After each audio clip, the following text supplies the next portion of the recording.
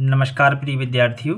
जैसा कि ये आप देख सकते हैं कि हमारा प्रश्न है कहानी और या एवं उपन्यास में कोई 4 अंतर लिखिए। ठीक है, ये जो प्रश्न है बहुत ही इजी है और ये जो प्रश्न है 1-2 साल में हर बार क्या होता है, रिपीट होता रहता है। बहुत ही IMP भी है और कई बार जो बोर्ड परीक्षाएं हैं 9वीं से लेकर 12वीं, जैसे 10th और 12th में कई बार वार्षिक परीक्षा में पूछा गया है, इसलिए वीडियो को बिल्कुल भी स्किप नहीं करना। तो चलिए हम समझते हैं कहानी और उपन्यास में अंतर।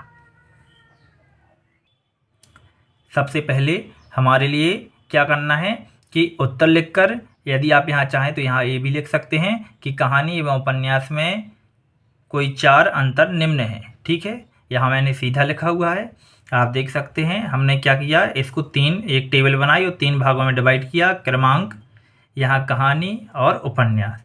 यहाँ हम क्रमांक डालते जाएंगे, यहाँ जो कहानी है वह जो है उसको हम लिखते जाएंगे और यहाँ पर उपन्यास में लिखते जाएंगे। ठीक है, यदि ये आपको पसंद आता है तो कमेंट करके ज़रूर बताइएगा, और यदि आप हमारे चैनल पर नए हैं और आपके लिए ये IMP सिद्ध हो रहा है तो फॉलो भी ज़रूर कीजिएगा। तो चलिए देखते हैं। तो देखिए हमारा जो पहला है अंतर क्या है, सबसे पहले कहानी की कथा वस्तु। जो कहानी है, कहानी की जो कथा वस्तु है वो कैसी होती है, संक्षिप्त होती है। ये आपको ध्यान देना है, कहानी की कथा वस्तु कैसी होती है, संक्षिप्त होती है ये। ठीक है, संक्षिप्त मतलब छोटी। जो कथा वस्तु है, कथा मतलब किसी भी जो आपकी कोई घटना है उसका विवरण कथा वस्तु कहलाती है। कथा वस्तु क्या कहलाती है, किसी भी कहानी या किसी भी घटना का विवरण क्या कहलाती है, कथा वस्तु। तो कहानी की जो कथा वस्तु होती है वो कैसी होती है, संक्षिप्त होती है। जबकि जो उपन्यास होता है, उपन्यास की कथा वस्तु क्या होती है, विस्तृत मतलब बड़ी होती है। उपन्यास की जो कथा वस्तु होती है वो कैसी होती है, विस्तृत होती है। ये हमें ध्यान देना है। ठीक है, तो कहानी की संक्षिप्त होती है और उपन्यास की क्या होती है, विस्तृत होती है। तो ये हमारा फर्स्ट अंतर था। ठीक है, चलिए अब हम देखते हैं दूसरा। इसमें दूसरा आप देख सकते हैं, इसमें एक घटना का वर्णन होता है। जो कहानी होती है, कहानी में देखिए जो मुख्य पार्ट है उसको मैं क्या कर रहा हूँ, यहाँ पर हाईलाइट कर रहा हूँ। इसमें कितनी घटना हो सकती हैं, इसमें एक घटना का वर्णन होता है। जो कहानी होती है, कहानी में कोई एक घटना का क्या होता है, वर्णन होता है। लेकिन जो उपन्यास होता है, उपन्यास में क्या होता है, इसमें अनेक घटनाओं का वर्णन होता है। मतलब एक से अधिक घटनाएं इसमें होगी। तो कहानी संक्षिप्त की, कहानी की जो कथा वस्तु होती है वो कैसी होती है, संक्षिप्त होती है। उपन्यास की कथा वस्तु कैसी होती है, विस्तृत। कहानी में एक घटना होती है और उपन्यास में अनेक घटनाएं होती हैं। तो ये हमारे इस तरीके से कितने हो जाएंगे, 2 हो जाएंगे।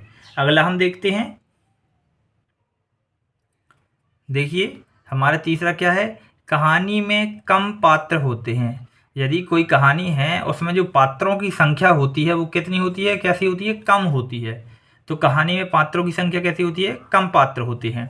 जबकि जो उपन्यास होता है उसमें पात्र कैसे होते हैं, उसमें पात्र होते हैं अधिक। ठीक है, इसमें जो पात्र होते हैं वो कैसे होते हैं, अधिक होते हैं।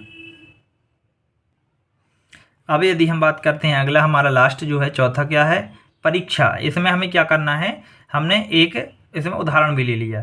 जो परीक्षा है ये क्या है, एक कहानी है। ये परीक्षा क्या है, एक कहानी है और ये किसके द्वारा लिखी गई है, प्रेमचंद जी द्वारा। तो परीक्षा प्रेमचंद द्वारा लिखित क्या है, कहानी है। जबकि जो गोदान है वो गोदान क्या है, ये उपन्यास है और ये भी किसने लिखा है, प्रेमचंद ने। ठीक है, तो इस तरीके से क्या हो जाएंगे, हमारे 4 ये अंतर हो जाएंगे। एक बार हम देखिए इसको देख लेते हैं। कहानी की जो कथा वस्तु होती है वो संक्षिप्त होती है। उपन्यास की कथा वस्तु कैसी होती है, विस्तृत होती है। इसमें कहानी में एक घटना होती है, उपन्यास में अनेक घटनाओं का वर्णन होता है। कहानी में कम पात्र होते हैं, उपन्यास में अधिक पात्र होते हैं। और एक उदाहरण ले लेंगे, हमने ये लिया, आप कोई और भी ले सकते हैं। परीक्षा जो है वो प्रेमचंद की लिखित क्या है, कहानी है।